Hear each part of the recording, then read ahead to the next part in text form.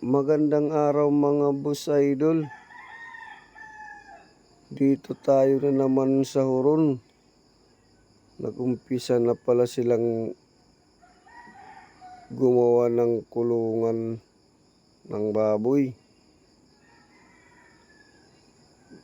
Ito na yung dalawa naghahakot ng buhangin mga boss idol. Nagtulong-tulong na silang gumawa. Pagdating ko dito, naumpisa na pala nila.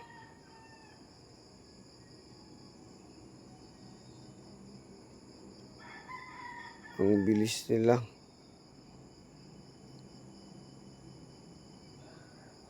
Malay mo, mga 4 na layer na yung naikabit na hollow blocks. Yan o.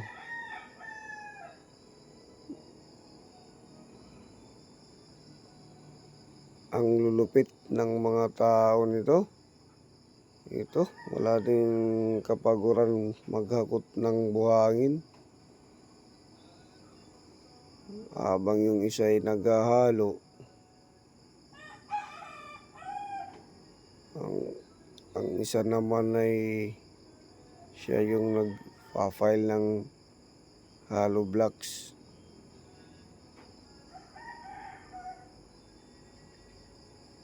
At tinulungan ko na nga lang magputol ng bakal.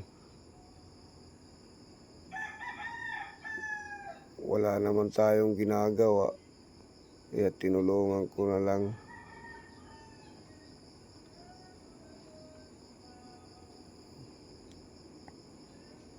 Yun o.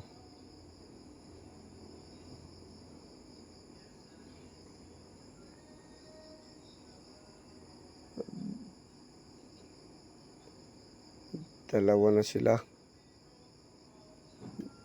silang nagkakabit ng hollow blocks.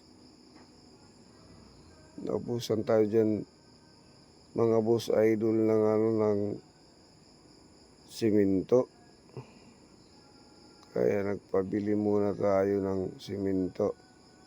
Ito.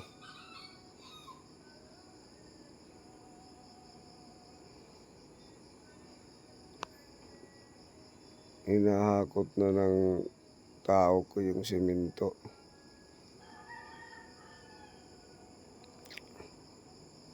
O, ang bibilis. Bilis maghakot nito.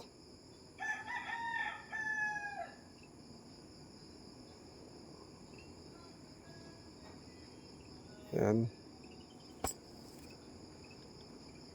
Meron pa palang isa.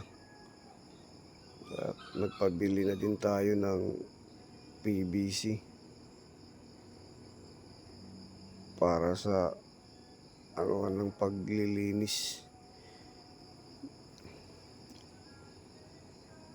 Kasi magpapagawa tayo ng septic tank para yung tubig dun na mapupunta. Yan ang bibilis mga boss idol. Ang lulupit. Ngayong araw lang yan mga boss idol. Pero patapos na yan. Ano? Mga 2 patong na lang yan mga boss idol. Na hollow blocks. Tapos na. Bali, sa susunod naman na video yung flooring sa kapagawa ng bubong. Yan o. Ang lulupit. Tindi. Wala pang damit ang isa dyan mga boss idol. Ang lupit. Parang wala lang sa kanya yung init. Yan ng mga malulupit na mga body, mga boss idol. Kaya hanggang dito na lang tayo mga boss idol. Salamat nga pala sa walang sawang panonood.